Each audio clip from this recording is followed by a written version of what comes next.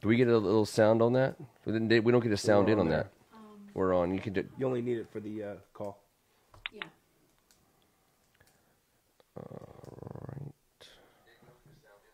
All right. Hey, thank you everybody for hanging out with us tonight. We're about to get started. Welcome the whole full family to the basement. Of course, push and play for us tonight is Maddie, the real deal seal.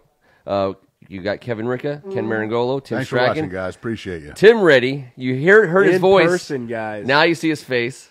The Good Counsel super fan. Ken, Kevin, Matt, Carolyn T. chilling with me here in the WCAC Spectacular. That's gonna we're gonna clip that out, and we're gonna probably make $1 trillion on that. And that's the most he's said since I've been here. He's been waiting to do that. He has, and we haven't even hit record yet. We're live. We're only live on we're live on video, and we're about ready to go live on audio. Karen Maloney, so welcome back to the basement. Who am I? What am I doing here? No, I'm kidding. We are. We're going to bring it up on the. You're classing up the joint, Carol. Here we go. Let's get started. We got music queued up here. Kevin, you got to do it again though. Kevin, where's tonight's playlist from? Anything special for us? No, just some inspirational playoff type. I got a little U2 Desire we decided on to kickstart it. I'm just going to grab it when I think the coach is talking. All right, here we go. It's kind of an awkward, like, hi. Wrote a song about it. Want to hear it? Here it goes. All right. I know I was trying to listen.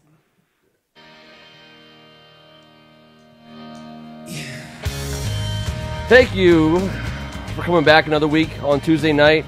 I'm Ken Marangolo. On behalf of First Amendment Sports, this is the WCAC Spectacular postseason time. He's Kevin Ricca. It's the playoffs for the kids out on the field, and it's also the playoffs for us down here in the basement of First Amendment. He's Tim Strachan. I mean, this is unbelievable.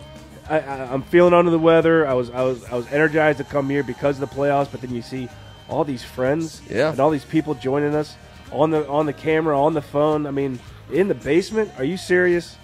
I'm ready to go. Matt, the real deal seal, with us as always. Good evening, ladies and gentlemen. Yes. Good Counsel superfan Tim Reddy joins us every week via phone. He's here tonight, kind of in person. The Good Counsel super fan. Ken, Kevin, Matt, Carolyn T. chilling with me here on the WCAC Spectacular. Nice. Not even pitchy. It gets better every single time. Carol Maloney, welcome, and thank you so much for coming back to join us in the basement. Taking my talents from the broadcast booth to the basement. Yeah, you're going in reverse, but and back. We are happy to announce, and we'll be boring you with it by the end of the night.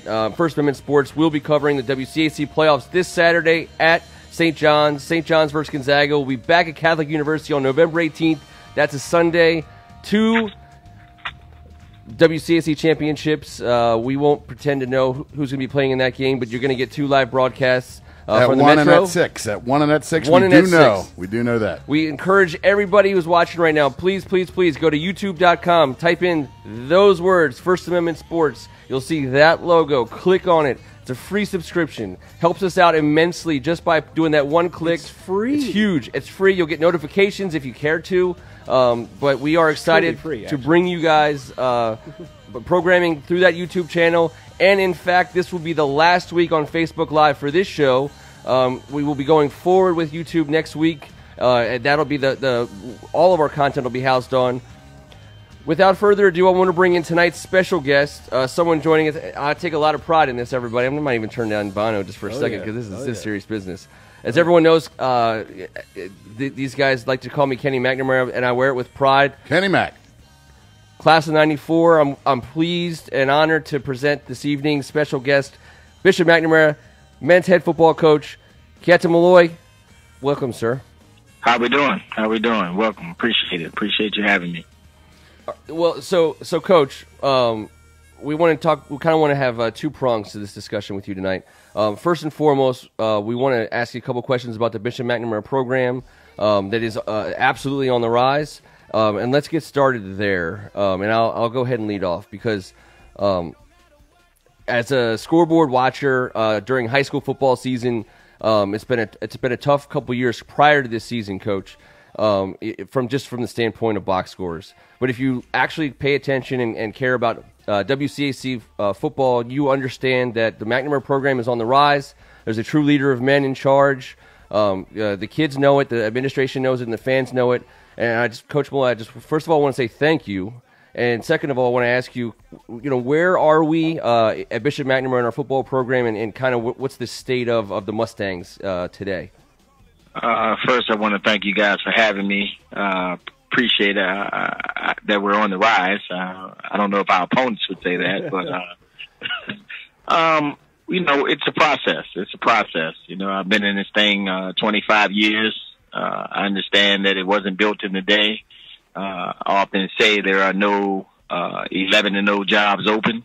So when you take a job, you're usually taking it in the rebuilding process. And we got a pretty good 2020 class. That was kind of the plan.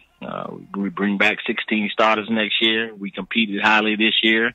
We were able to win 3 games and battle some very tough opponents. So we're going to keep grinding, keep recruiting, and kind of take the Wake Forest model, if you will. College football, Power 5.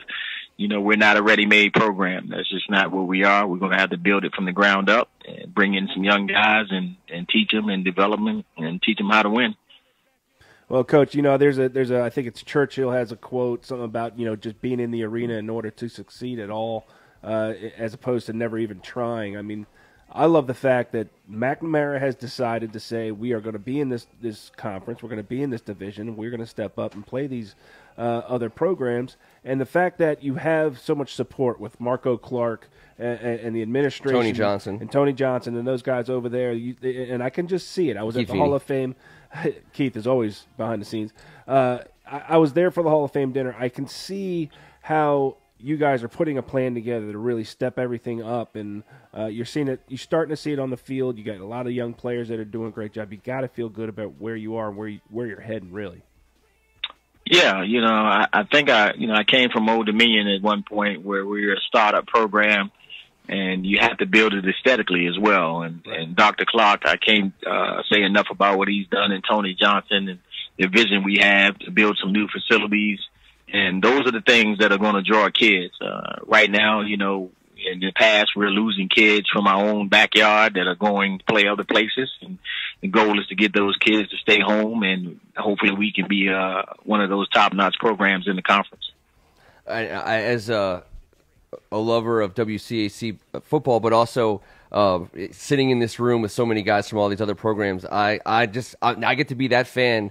I get to look forward to that, because we will be doing this show on the Tuesday after McNamara wins the WCAC championship one day. I believe that in my heart, and I look forward to that day. And it's going to be awesome, Coach. I appreciate that. That's the goal. That's always the goal. Obviously, when you play in the top league in the country, every week's a battle. The SEC of high school football. So we're going to just try to, put our stamp on it, and we're going to keep working to do that. Coach, it certainly is. This is Carol, by the way. I know that this conference is such a powerhouse, and we all in this room know about building up a program and how frustrating that can be. It comes with some emotional highs and lows. Could you tell us the two that maybe stand out to you, the high and the low from this season?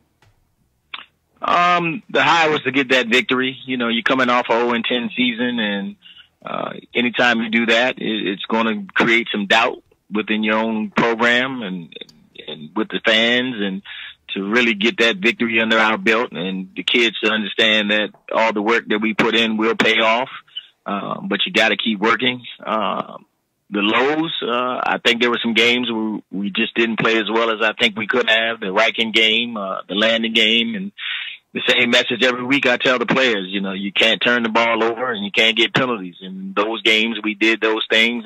And when you play against the level of competition that we play against, you just can't afford to give them any more opportunities than they already had. So sorry, I should have reversed that question, and you could have ended with the high, because that was such a good one. My bad. Next time I'll remember. That's all right. I think I got a bit of a high for you here, Coach. Mine's more of a statement than a question, but I would love a reaction. We've had every WCAC coach in the conference. We've been lucky enough to have all 5 now join us this season. That's right. That's a huge deal for the SEC of high school football, like you said. Every one of your peers was asked by Kenny McNamara off camera, off the microphone before they left about the program. Every single one of your peers answered honestly. They all said that team has gotten better, and they're getting better. I said 4 weeks ago that you guys were heading into the toughest stretch that anyone in high school football had with the 4 opponents you had left. Yeah. We watched your guys play hard. We watched your guys never give up. They gave everything they had. Sometimes outweight. There was a difference in weight. There was a difference in size. There was certainly a difference in more juniors and seniors. But it's a huge compliment to you in year one to turn it around like that. And all of your peers said that out loud. I want you to give me a little reaction to that. I appreciate it. We're going to compete. When you're in that kind of situation, you hit it right on the head. And I've told my staff that. I've told the kids that sometimes we're a little bit outmatched, but we got to fight. Every game, and we got to be a better second half team. The Gonzaga game, it's 10-7 with 4 minutes to go in the second quarter. And again, we don't do some things right, and they stress the lead out. The Matha game, we were able to cut it to 28-14 to start the fourth quarter, and then we give up a long drive. We gave up a 99-yard touchdown pass early in the game.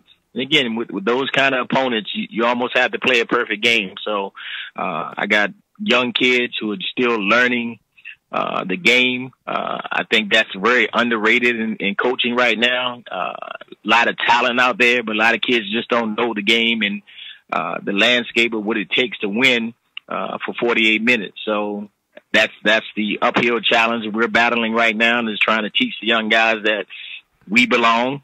You have to understand that. You have to believe that. And we're just trying to instill that in our guys. And you see flashes at times where we play very well. We play at a high level. And then at times that we do things uncharacteristically that's going to hurt us.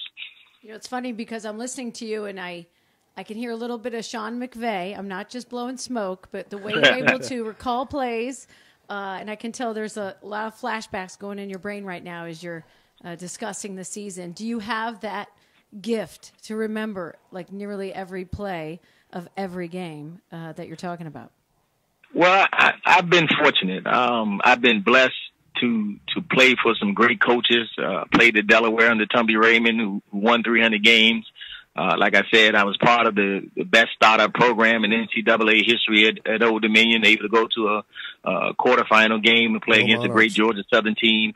So I've been in situations. I played in the WCAC, played in the Arena Football League. So the moment's never too big for me. I see things out there that we can do, we can try to exploit, and it's just a matter of getting all the right pieces together to do that. So, Coach, first of all, you said something that I want to make sure we underline, because it's the word on the street, not just what you're hoping for in that you're teaching football. Because I understand that on Scholarship Day a couple times, some outgoing seniors underneath you have said those exact words. Man, we learned football this year in a way that they hadn't previously. So, hats off to you on that. I want to transition you to. And you and I talked about this offline, Coach, and that is when you get to the postseason, for example, in the NFL, you get to the postseason, that first studio show before the wild card round, there's going to be some coach sitting in the studio, and God, he wishes he wasn't in the studio. He wishes he was coaching in one of those games. Absolutely. But that's the coach that has the best perspective on the teams that are playing. True, so yes. we wanted to save the best for last, so to speak, so that we could get your take on the matchups this weekend. And I think that would be a good way to transition to the two games we're going to see. And if it's okay with you, Coach, we'd like to start on Friday night with DeMatha and Good Counsel. And if you could maybe take us through your perspective of that matchup, where you think the strengths and weaknesses are. And we won't put you on the spot for a prediction because we understand. Right. But we'd love to hear what you see because you've seen these guys up close. Two very well coached programs. Good Counsel is a very powerful team. They have a great tailback. He's a difference maker. They're very good up front. Talking about Latrell Palmer, right? Latrell. Yep. They've done a good job of kind of bringing their quarterback along, and he's kind of carried the load. So they're going to run the ball, and if you can't stop them, it's going to be a long night. On DeMatha on the other side, they have the physical capability to line up and do that. Same thing with them. When in doubt, they can line up and they can pound you. But DeMatha, I think, is a little better athletically outside. So I think that might be the difference in the game. But like I said, two very excellent programs, two programs who are used to being on the national level and playing in a big game. So it's going to be a battle. Well, I agree with that, Coach. This is Tim Reddy talking here, and I think ultimately, Good Counsel must control the line of scrimmage this week to have a chance. Their last game was certainly a letdown, but it was a quick turnaround with some quick turnovers that DeMatha turned into touchdowns. So I think that's got to be a key this week. They have to. Well, it's interesting watching that film. You get the score, and the score never gives you the whole perspective. Good Counsel turned the ball over, and when you do that, it's death. And I think they're a better football team than that. And I think this second game will be definitely a closer battle. I definitely agree with that, Coach. But I think also, DeMatha, after how well they played in the first game, playing a good team twice, whether it's back-to-back weeks, and we'll get into that in a little bit, within 3 weeks, it's very tough to beat a good team twice. So I think that you're trying to get some juju DeMatha on this. Are you trying to get like a little juju juice? I like that hat on here because they're going against my boys. Are you guys going to fight? No. I agree with everything these guys are saying because I think this is going to be an old school game. It's going to be who controls the line of scrimmage, who doesn't turn the ball over, who makes the least amount of mistakes, and who can make the biggest plays. I mean, that's what is going to make this game so great on Friday night, in my opinion. Well, the keys for the Good Counsel win, the big win down at Gonzaga, were the turnovers that they turned into touchdowns. So if they can pull off some of that Friday night against DeMatha and get a lead, I think they can win this one. Absolutely. Is the weather going to be a factor this week? Just got a preliminary update that it's a 67% chance of rain, 50s. So it could be another, big factor in this game. And again, that really comes down to, Coach, who can hold on to the ball, who makes the least amount of mistakes in a game like this. Yes, sir. Yeah. All right. So, go ahead. Go ahead. No, go ahead. No, I was gonna transition over to the Gonzaga St. John's matchup, but I wanted to kind of segue that with Coach's take on the notion, the playing a guy 2 weeks in a row. We talked to Coach Stefanelli last week a little bit about that, and we talked about how you approach it on the front side. But now you're in the middle. You just played somebody, and you're about to play him again, and the stakes are going to be just a little bit higher this time around. How do you? Is there anything different about the way you approach that, or what are your thoughts on that, Coach? Well, to be honest with you, I'm very transparent. You have the better players, you feel good, and St. John's is pretty loaded. So I don't see anybody really stopping that train when they're doing what they're supposed to do. And one of the big things about St. John's is that, when you have that kind of top-notch talent and you don't make the mistakes, don't turn the ball over, it's tough to beat. That's what they've put on tape, certainly. And I'm going to let you're about to hear a red-faced shoutiness that's going with just heart and passion. Scarlet. He goes Scarlet. No, I was going to let Coach do this. We'll get to ours. When you break it down I love it. I'm just listening. One of the questions that I wanted to ask you, and I wasn't sure where to fit it in, but I just like the idea of, we can talk about the players in this game. We can talk about the matchups. We saw a big, kind of indicator this past Saturday of what could happen. I wanted to ask your impression on the multi-sport athletes. One of the things we cover a lot down here, Coach, is kids who don't just play one sport. And at a school like McNamara, you have to have kids who play multiple sports if you want to have a strong athletic program. But the fight against that from parents and club teams and AAU and travel this and travel that, where are you at on all this, and what are you seeing? How I know it's different at McNamara, but it's a big topic here in the basement. I want to get your perspective. Well, at McNamara, we almost have to do it just from a budgetary standpoint. We can't afford to bring in football-only players, so we try to go out and recruit dual sport or multiple sport athletes. I welcome it. Having been a college coach, you get a chance. I think it helps their recruiting, the versatility. I think we've gone to the way of this isolated sports thing. I'm not in agreement of it. I just think that it doesn't give the kid a chance to grow and blossom. And I think it inhibits the kids in some aspects that, you're cutting off some things that, as a teenager, you can never go back and do. So when you get to college, you're very much isolated. So I think you should give them the opportunity to play other sports and do other things and just kind of grow up. But, that's my opinion. I also get it on the other end. I think we've become a win at all costs society. So, you kind of get kind of selfish and say, I want you to concentrate on this one thing. And I played multiple sports. I was a basketball player, McNamara, baseball player. And I think it helped me in my career. So I live by that. I stand by that. But one of the crazy things, Coach, is by playing those other sports, you're making yourself better at the sport that you're best at. Absolutely. Playing basketball, playing baseball, playing soccer, playing rugby, whatever, is going to make you a better football player. Yeah, absolutely. It makes you a much more rounded athlete. When I did a lot of evaluation, and that was a big part, I would go watch kids play basketball, and you kind of get to see them in a different element and kind of get to do a little more evaluation on them. So, like I said, I welcome it. I know college coaches, when they see a 6'8" kid who's, pushing 280, 90, who can play basketball with good feet, that's an all-pro right there. Yep. Absolutely. 102 of 106 players that suited up in the Super Bowl this past season played multiple sports in high school. Yeah. That's awesome. Well, hey, Coach, I want to go back to the St. John's Gonzaga game real quick because I do want a coach's perspective on one thing.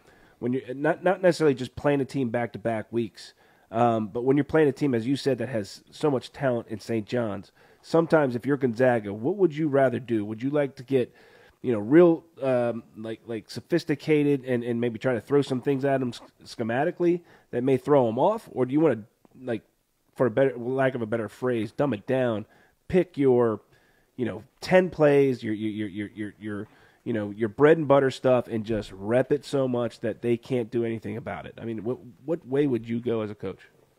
Well, I think you always have to do what you're best at. I don't change up my scheme too much. You don't want to give the kids too many new things. They have enough on their plate trying to remember the things that you're already giving them. So I don't think many coaches will change their strategy as far as what you are, what your identity is. A team like St. John's, though, you have to control the clock. You have to stop the big plays, and that's easier said than done. So you got to make them drive the ball. You got to make it a close game. You got to contain their quarterback, who's very talented. So you got to be very sound against them and not give up those plays that'll really turn the game around real quickly. Because you get behind against those guys, it's very tough to come back. Just to give perspective here, we all played in 94. I just remember playing in the 93 season against Carroll. I was with the Matho playing Carroll. We played them in the last game of the season and played them again in the championship game. And I know they had so much talent. It was unreal. They had Al Clark, Phil Savoy, Jamal Williams. I mean, it goes on. It goes on and on. And we knew that we were outmatched physically and through athletes and everything like that. What we did in the championship game, we literally picked 8 plays, and we just repped those plays for an entire week because we knew if we played those plays the best we could each play. You guys only had 8 plays, bro. We didn't have many more than that, but that was Bill McGregor's philosophy going into that game. We can't do anything fancy, or we got to pick the stuff that we do absolutely best, and we need to rep it so much there's no way they're going to stop it. And that's how we pulled it out, and that's how we won the championship. I appreciate that answer, Coach. It was actually 4 plays. They ran it to the left. And Thank you, Tim. Thank you. Yeah. Thank you, Coach Malloy. We had a play action in there every once in a while. I'm picking up that chuckle on Coach Malloy's end. He knows. Yeah. The old Madden at the line, hit the R1. That's what makes this matchup so interesting, though. How's it all going to play out? Because, St. John's did make some of the mistakes in the game this past weekend in the second half that kind of made it interesting for a little while. It gave Gonzaga some confidence. I don't know if that's the first thing we should be discussing. No, it was 27-3 at halftime, but we're gonna break that down. We're gonna break that down. We'll get there. So it's going to be interesting how Gonzaga, because Gonzaga is very multiple in what they do. They're very balanced in what they can do. I think their quarterback gives them a different element. Absolutely. He always gives them a chance, even when they're in a bad play, he can get them out of it. So anytime you have playmakers like that, that kind of levels the playing field some. So, and they're very well coached. They're very sound. Like I said, I think the Achilles heel for them this year, which is uncharacteristic for them, they turn the ball over, and that's not usually what they do. And I think if they don't do that, they'll be in that game. Mm-hmm. Hey, Coach, we found out last week that Andy Stefanelli and Randy Trivers were next door neighbors as kids. I did not. Did you know that? Maybe I should move in that neighborhood. Yeah. Well, I was going to say, is there do you have any kind of weird connection to any of the other coaches or programs in the WCAC that we should know about? Because that's really crazy. I mean, I know all those guys very well from recruiting. I remember when Coach Trivers was coaching at Northwest, and I would go in there to recruit. So we've known each other a long time, and we kind of developed that relationship then. So all these guys, I've kind of have some kind of connection, and Coach Brooks at DeMatha, and his William and Mary days, and I'm a Delaware grad, so I'm very familiar with all these guys, and they all do a great job. Well, on behalf of the team here in the basement tonight, Coach, we really appreciate you joining us. Yes. Like I said, we weren't going to put you on the spot for any kind of predictions. We'll take care of that when we say goodbye to you, Hey, Coach. Appreciate your insight, though. Really do. As I said to you off the air, Coach, Quinn Osborne jumps off the field at every single person who watches a McNamara football game. Please let him know he caught our attention. We wish, we call him Kenny Woe McNamara on this show, but we're gonna pass a note to Vini, tell him to stop being so selfish. Right. But we're looking forward to watching you guys in the years to come, and thank you so much for your time this evening. Hey guys, I appreciate it. I really do. Anytime. So, like I said, this is great for our program. I like what you guys are doing, and like I said, anytime you should reach out to me, I'll be there. Thank you very much, Coach. Keep doing what you're doing, Coach. Good luck, Awesome. Coach. Yep. Good luck. All right. Coach. Have a great night. Man, that was awesome. We're gonna fire up a little. Finish out the show. We're gonna put some predictions together. I'm gonna let Kevin. I'm gonna let you go right ahead because we didn't dig down too deep. This is a big game. We got to talk about last week and next week. Yeah. So we're kind of hopping around here, but of course I wanted to jump in. I just wanted to hear what Coach had to say. Yeah, absolutely. And I felt terrible. We kept Coach on. I was like, hey man, just 10, 15 minutes tops. I think we had him for a half an hour. So if you tuned in over the weekend, you heard this guy's voice. On the Purple channel. You did a great job. Way to go. 7 family members and 5 friends have now commended me on this. I'm feeling pretty strong about that. Yes. They should. Everyone else has bit their tongue properly. Your mom thinks you did great. Yes, thank you. Thank you very much. Yeah, Mom was always my first call. Yeah, that was a guy I heard from my uncle and son. I said, what the I hell knew are they she supposed was to listening. say? I knew hey, she'd look, say something nice. It was my first time call, but I'm going to tell you right now, walking up in there, the fact that they would invite me up there, I've had background with a lot of these guys in sports all through the years. The Gonzaga crew up there couldn't have been any classier. They really they brought me in. I got to spend time with Conrad Singh, Dave Dugan, Tony Lamarzi, a super pro. Lamarzi, man, that guy great. knocked it out of the box as a a play-by-play guy. Casey O'Neill, Scott Blair, Bill Wilson, Jonathan Spencer. All these guys were part of the crew up there, and they made me feel right at home. There was no animosity. It was just old-school sports guys watching an incredible rivalry go down. I don't want to forget about my man Alfred, who let me in the building and said, hey, I know who you are, and we really appreciate your show. I love it around here. Awesome. I said, man, that is so cool, man. Alfred, appreciate that. I stood outside with a backpack on outside of a Gonzaga classroom wondering what was going to happen next for about 7 minutes. Finally, some guy just saw me doodle bugging around out there. This was like a straight prank on you? Yeah, they were all up in the window waiting for me to knock. Like, look at Rick. He thinks he's here to call a game. Hey, I'm going to tell you this, though. The microphone isn't plugged into anything. I rode down to the game with Joe Murphy driving, a St. John's grad, with his brother Tim sitting shotgun, a Gonzaga grad. This rivalry just divides marriages, friendships, families. How many fights you break up on the way down? Broke up a fight at a stoplight. Yeah, that's why I was in the back seat. I didn't want any trouble because if you let Tim in the back seat, I wouldn't have made it. I know that because Joe was driving. Figured that one out a long time ago. Just the whole atmosphere out there in the parking lot. There was kids with red shirts on. There was kids with purple shirts on, punting footballs and kicking footballs, running around. They're on opposite sides of the deal, but they're tailgating together. Yeah. It's part of the brotherhood of this league that we all appreciate so much. We've all talked about it. We're like brothers. We're going to fight like brothers, but But when someone points the finger our way as a league, well, we will go shoulder to shoulder and take on any comer. And you remember back in the day, I didn't want to beat anybody more than I wanted to beat you, but I also wanted to hang out with you after the game. Yeah, and we did. I'll just never forget. I got to say it real quick. After the championship game, T beats us. I shake his hand at midfield. I'm a bit of a historian, and I'm a bit of a emotional Rudy guy. And I reach out and I say, T, I just want you to know we're sophomores. I lost 7-0 in the last play of the game. I want you to know, T, if it wasn't going to be me, I'm happy for you that it's you. And he went, okay, and went and shook the next guy's hand.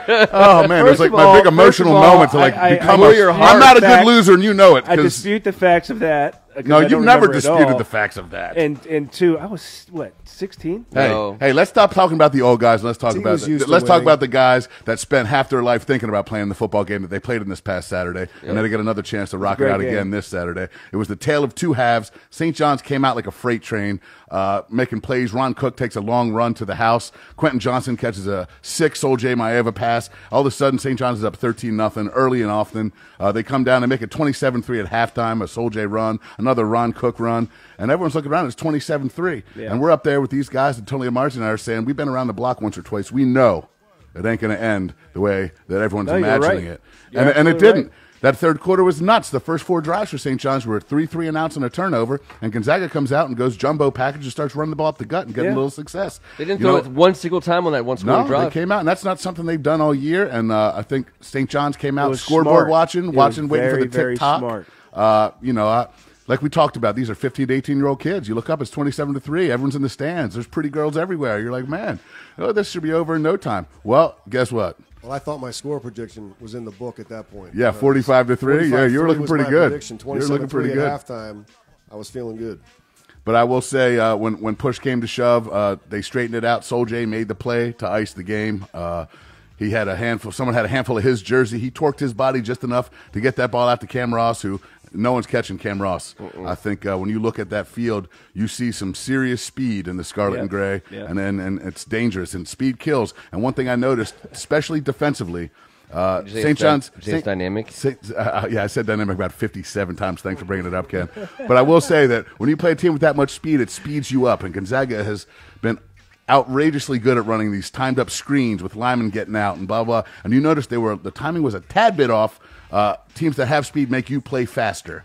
And you noticed that a little bit. When they slowed it down and went to the run game and had some success, they had a chance there. There was a couple drops, a couple amazing catches. It was all the stuff that we the drop by Marshall on the goal line. I mean, that kid he made up for it, didn't he? He made up for it for sure, but that never happens. That was just a crazy part of that game. Also, right on the 1-yard line, getting stripped at the very end, trying to make that extra push to get in. It was an amazing play. Yep. And then all of a sudden, you're like, what? I mean, that's 14 points right there. Our boy we talk about in the basement all week long for the last 6 weeks, Isaiah Jordan, his 4th strip fumble in 5 games. I mean, he just feels like that ball belongs to me. That's my team's ball. Well, that's even though I'm playing defense. Mentality as a defender. He did it again. 4 out of 5 games, man. I mean, it's sick, his talent to get the ball. And the St. John's defensive line finally got things straightened out in that 4th quarter, and they were awesome in the first half. I think both teams got a lot out of that. I think Gonzaga saw, hey, listen, we didn't bow down 27-3 to this team we've heard about, our rival. No, they sat around and they fought. And St. John's has to look up and say, look, we didn't take those guys seriously in the 3rd quarter, and we almost paid dearly for it. So both coaches have a lot to go to the drawing board with in this. And that's why I was asking Coach Malloy those questions. I was trying to get out of him, like, what is your mindset going into a game like this, back-to-back weeks? You didn't. I don't believe in that. Don't show something the first week. Look, you got to win. You're there to win a game. Do that and then figure out the second game later. Yep. I think that's what's going to make this game so interesting. How are they going to approach it differently? Are they going to approach it differently? Are they just going to stick to one thing that they did like they did in the second half? I thought it was brilliant coming out and just dominating and going, we're going with this scheme. We're going with pounding it down their throat and trying to let them know that we're here to play football. That was awesome. And they brought in the big boy in the 3rd quarter. They brought out Joshua Williams. He's their big fullback. He's their defensive tackle. They came out, played him at fullback, and then they brought in Connor Fagan as the double tight end when they scored a touchdown, and they gave a couple different wrinkles. I think the St. John's guys will say, we were this, that, and the other. No, they weren't ready to play. And I think the coach is going to have to straighten that out. We're heading into this week with this matchup with the 2 best quarterbacks in the area, hands down. Yep. Both these kids have thrown 22 touchdown passes. Both kids have 12 touchdown passes over 40 yards. Both have 9 over 50 yards, and both have 3 over 70 yards. It's crazy. Are you serious? Yeah, it's nuts, man. It's crazy. I'm telling you. Raymond doesn't mess with his numbers, man. But their games are so him. opposite. You know, Soljay's got that running back swagger. He's got some shimmy. He's got some wiggle, and he showed it out there. And Caleb's got some wheels when it's time to get up the sidelines. Yep. And that arm he's got versus. Sorry, go ahead, Carol. What are you asking me? I don't want to interrupt because I can tell you. Well, once I get going, I turn scarlet We face. call it scarlet face. We're getting a recap, but it really doesn't matter as they go into this week, right? True. So, doesn't St. John's get their best Alabama commit running back Keelan? Doesn't he come? Keelan Robinson. Is he coming back for this? No. Week? What do we know? He's No. out. He's out. No, he's out. They lost their 5-star way earlier in the year. They lost Keelan is out for the year. Colin Henrik is sophomore, who's I call a 5-star. They don't have a star on him yet, but he's already been offered by multiple SEC schools as a sophomore. He's played in a sick schedule for a year and a half, almost 2 years now, more so than any other 15-year-old in the nation, I'd imagine. And and then Tremont Morris-Brash, which, you know, that's 4 losses right there. That's 4 guys that didn't play last week. I don't think you'll see this week. And, you know, they got to overcome that. And St. John's did a great job doing that last week. Why do you think they came out in the third quarter and they weren't able to play? I mean, it's just universal that they're human and they know they're up 27-3, and it's a regular season game that doesn't matter. So it's just you could just see it, and the writing was on the wall before even halftime was over that they were going to give up the third quarter because that's just the way it works in sports. Yeah, right? and I believe that. It's hard to dig deep. I don't expect that in this game. But I've never seen us play worse than that third quarter. So, yeah. Okay, that was probably the worst quarter of the year. Right. Well, I mean, it's just it's just human. You're like, oh, it doesn't even matter, and it really is next week that the game's over. I doubt you see that from St. John's at any play this coming week. I expect it to be a blowout. Just so you know, I mean, that would be my prediction. I think it's going to be a huge blowout. Well, speaking of All right, predictions, let's get to him. Hold on. Yeah. Let's get her the what I was going to say, we can score, set up. Oh, yeah. It's got to be a set up both. Then we write it down and we talk about it next week. Is that what it is? Yeah. You guys all All go right, ahead, Carol. and I'll be like, Price is Right. We've been getting prices right around here these last few weeks. Let's start with the math and good counsel coming up. Well, let's go all the way around and give us both. Give both? Yeah. We can do that. Go ahead. And we're going to talk about good counsel DeMatha as well, real quick, right? Yeah. I would Let's have at it. like to. Let's have at it. Oh, sorry. Let's do a little preview. Let's here. do a little bit more of that. Then let's wrap it up. I thought we were, we kind of ran through it with Coach Malloy, but I always had more time for good counsel DeMatha talk. Obviously, come on. Just saying. I mean, you got to give the guy. Is that your real hair? This is my real hair, and I love that Is it hat. really I don't know your if I real said hair? that How earlier. how does good counsel win this appreciate game, that. Tim? How do they win this game? Good counsel wins this game by controlling the line of scrimmage. They cannot turn the ball over. They have to create a couple. If they could get a pick six or a fumble return for a touchdown, that's going to be a huge momentum play for them. I think DeMatha is going to come in a little flat because of the last time they dominated them. This is my prediction, sir. Look at his wig. I know they are that's playing right. at It's home. in the hair. And it's going to be a mess out there like it has been on many Friday nights the last amazing. couple of weeks. And it's painful, but it can be fun to play football in. So I'm going to go DeMatha 21, good counsel 24. The reversal again. I like You it. just reversed it. The again. reversal. And So, all right. So, I mean, who's the MVP of this game? If in the 24-21 game. the MVP of this game is the offensive line. Okay. If they can win this game, that unit is going to control the line of scrimmage. And Coach Stefanelli pointed out a couple kids last week. They really have a cohesive unit. They are enormous, compared to any other team in the country. The only other team that vies with them, I mean, Gonzaga has a big offensive line. So does St. John's, but the council is 300 across the board. These guys are enormous. I mean, if you stand on the field with them down there, they tower over me. Oh no, that offensive line for good counsel scares everyone that they're facing. It's probably one of the best. It's probably the best line on the East Coast for sure. I wouldn't be able to tell you what's in the middle or what's on the West Coast. But If you're the best in the I have WCAC, no problem saying you're on the best. East Coast this is the best line that is out there. I mean, these guys are unbelievable. I've heard it from coaches at the next level. There's no doubt. I agree with everything that you said. If that's the way the good counsel is going to win the football game, I think any team that controls the line of scrimmage in this game is going to be in the driver's seat. But as we say at DeMatha all the time, big players play big in big games, and they got some big players that play big and have done big plays in games like this. And I just think that they're going to probably have the opportunity, especially with the weather. It's going to be another, I think it's going to be another really nasty, hard-fought game. How does DeMatha win? I think it's the same way. I said it earlier. I think this is an old school, man-to-man, just within the tackles kind of game, and who doesn't make the most mistakes. And who makes some of the biggest plays, those X-factor plays. Is that what takes Coach Malloy, we've been talking about all season, he brought it up right away, how DeMatha has that athleticism on the fringes. More athletic, maybe. But he said they're a little bit more athletic but that gets on the outside and that deep. gets eliminated if it's one of these awful Friday night games again. That's how good. It's the big playability. And if the council exerts their edge. Those edge players are really hard to find, and clearly DeMatha has a couple of them. Yeah. The council has a couple of them, too. Yeah, Jalen Green's a bad dude, man. He is. Mitchell Melton's another guy I talked about. Josiah Eisler on the other side. There's some ballers out there, man. There's some defensive Hey, here's how someone wins. Marshawn Lloyd, Savion, or Latrell. Yeah. Plays a little house music. Those are going to be three huge names in this game. There's no doubt about that.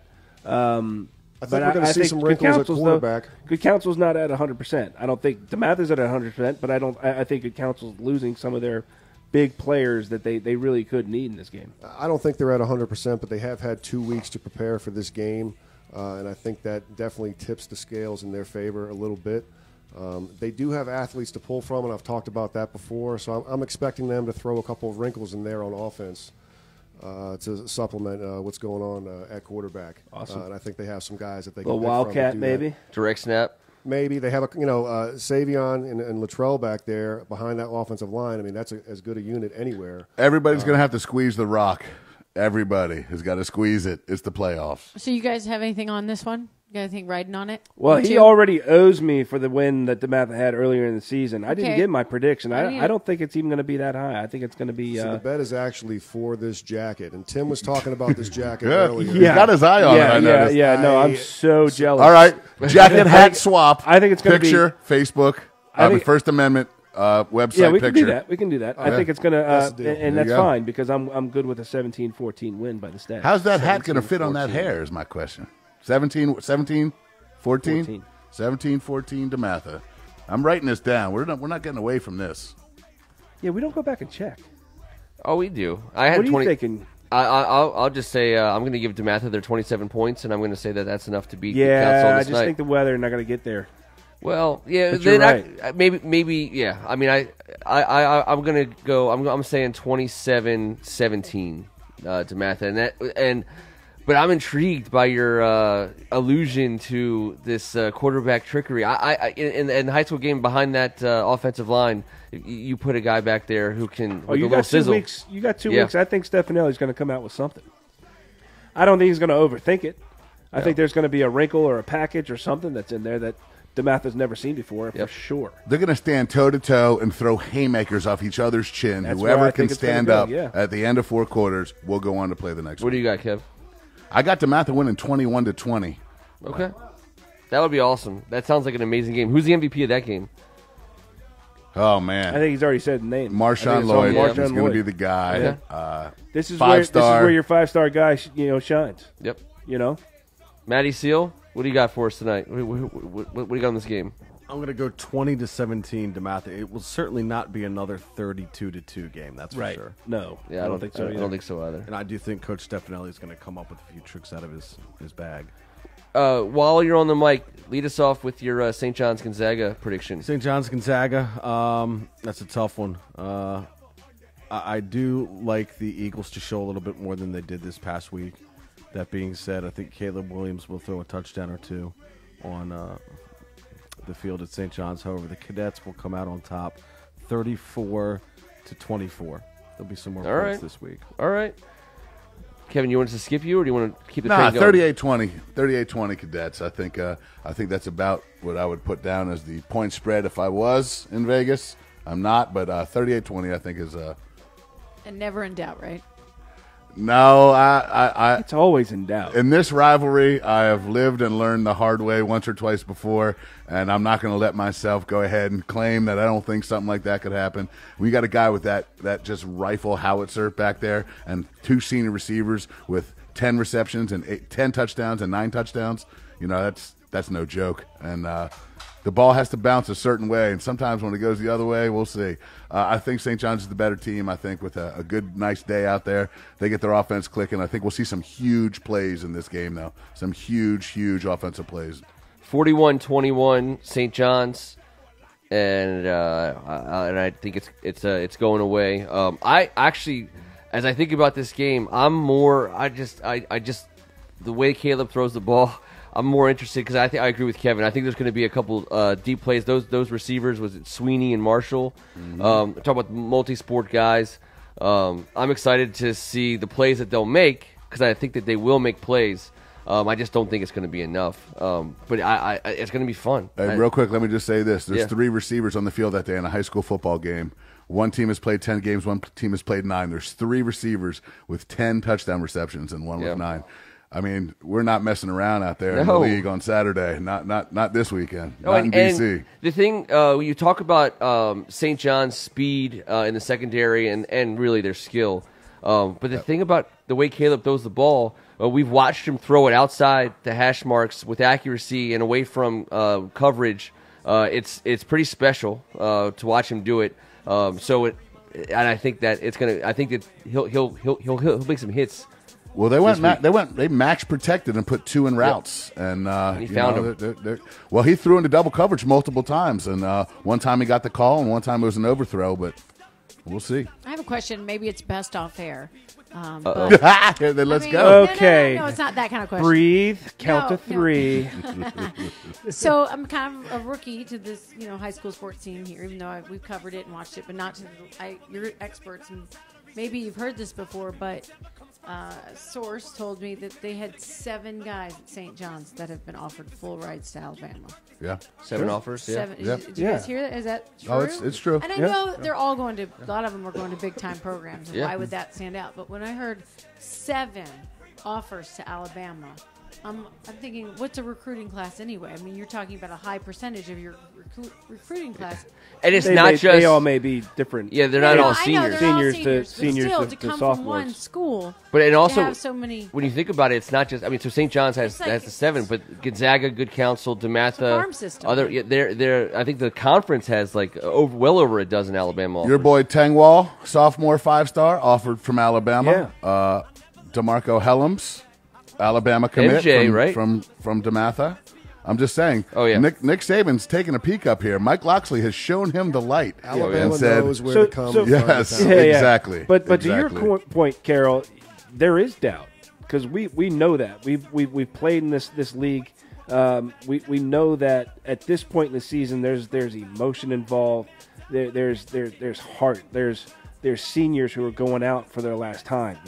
I think some of that plays a factor in this game, and just as I was bringing up a lot of the history of when we were playing earlier in the show, I think that emotion that does rise. I think that seniors matter. I think Caleb Williams, guys that have had the shot and haven't been able to get it over the line. This is their next shot. They may not have another one. You know what I'm saying? So I think that's going to play a factor. I think it's going to be a little bit closer, and I think it's going to be closer for 3 quarters. Eventually, St. John's pulls away. I think it's going to be 34-23.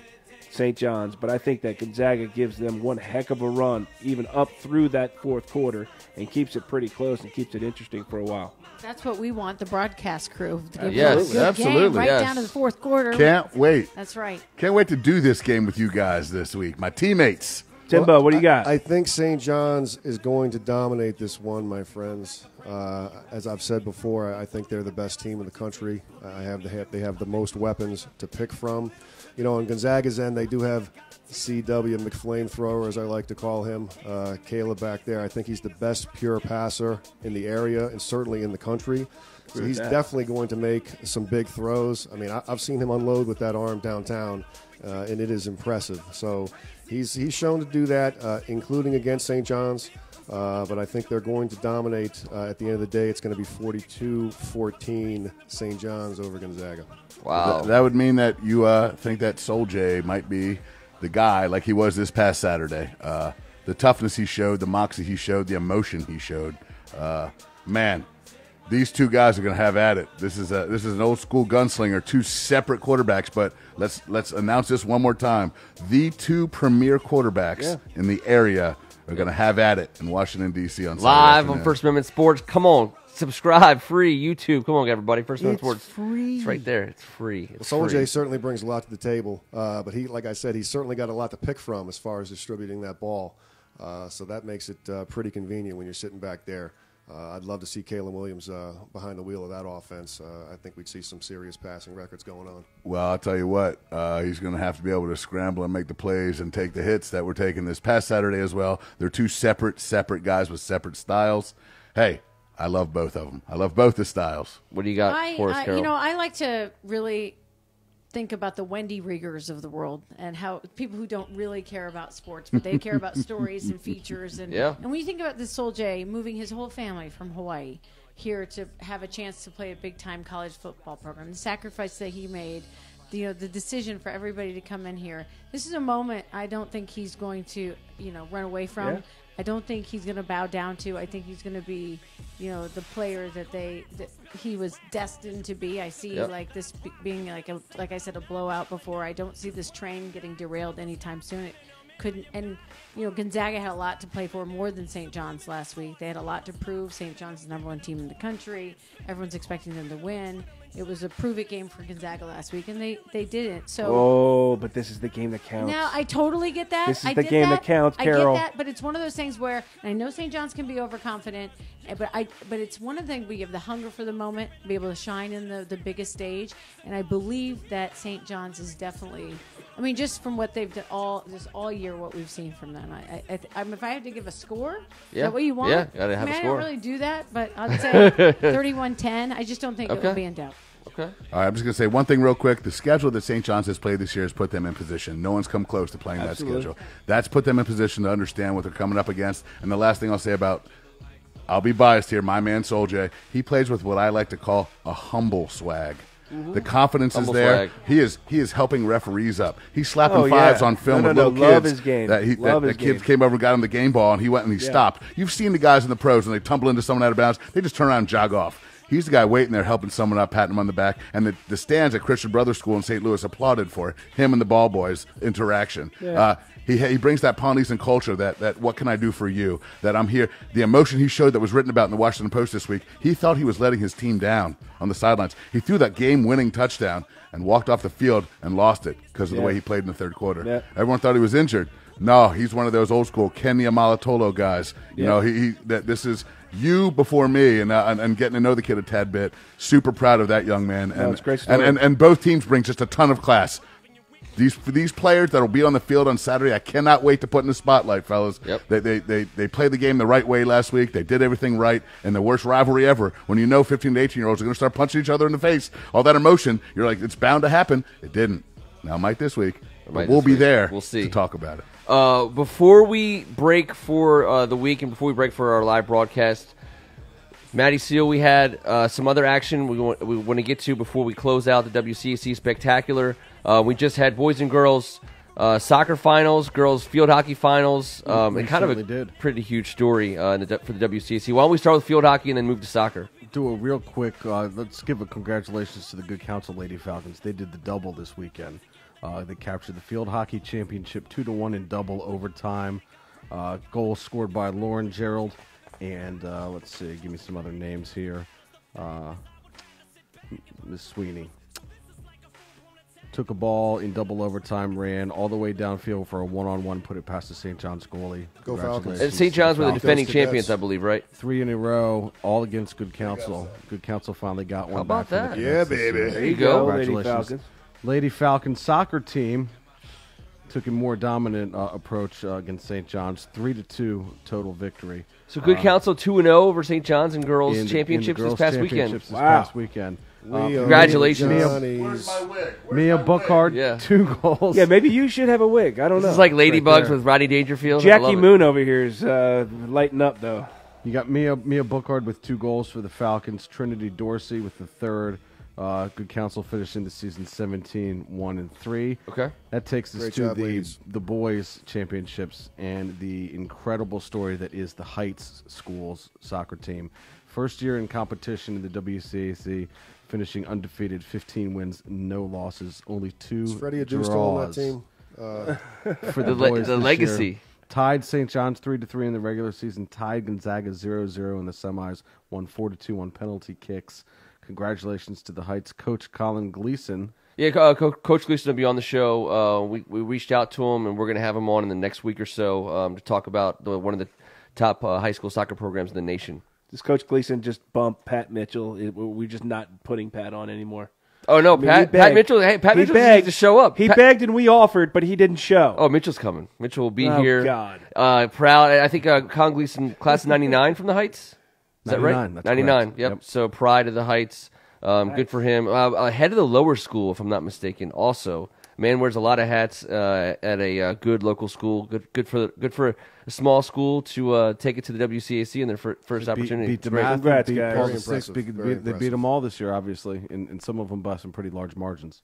Let's wrap up the Metro Division football playoffs this Thursday night. O'Connell at Paul VI, 7 p.m. They're going to play on Thursday because the rain coming Friday.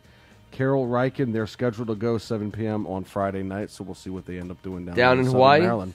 Yes, indeed. Is that down in Hawaii? It is down the coast. Down in Hawaii. That's going to wrap it up for the Real Deal wrap up here. The Real Deal wrap up. We're sponsored. I love it. It's real. Nice. Until next week, you will have an opportunity to check us out. We do have video highlights of the soccer and field hockey finals. Again, YouTube.com, First Amendment Sports. We're going to be bringing you everything we can in our power. For free to the WCAC.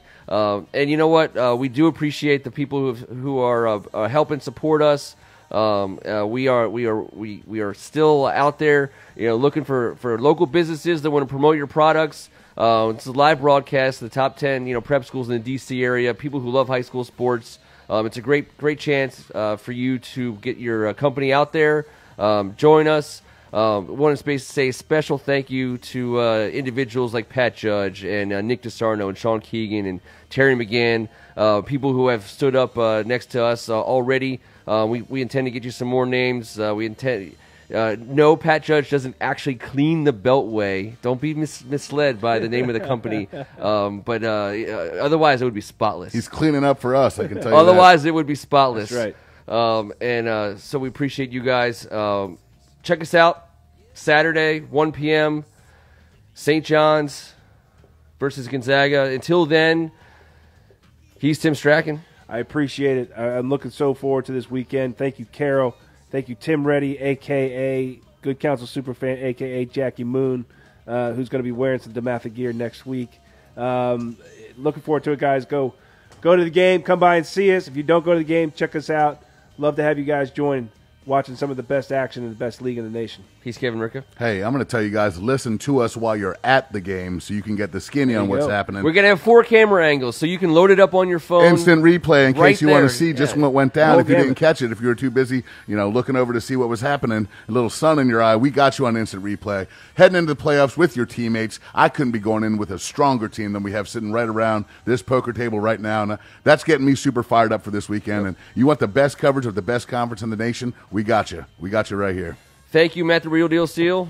Appreciate the wrap-up. Appreciate the love. It's going to be great action out there this weekend. Everybody, look forward to seeing everybody. Tim Reddy, appreciate you, as always. What? Good Counsel Football. Hey, yeah. And I have to follow up from that. Yeah, you got to follow that. Because we do every week, too. I cannot wait to see what I'm getting myself into. Yes, That's my last Carol, parting we'll shot. be getting sign up for, Carol. interviews from around the venue, the field and the stands, coming in for Slava for football, and also I think in the booth for calling some basketball games coming up this winter, right? Clinton Brothers. And Kevin and Jeremy Clinton, that's right. Do some b-ball games would be cool.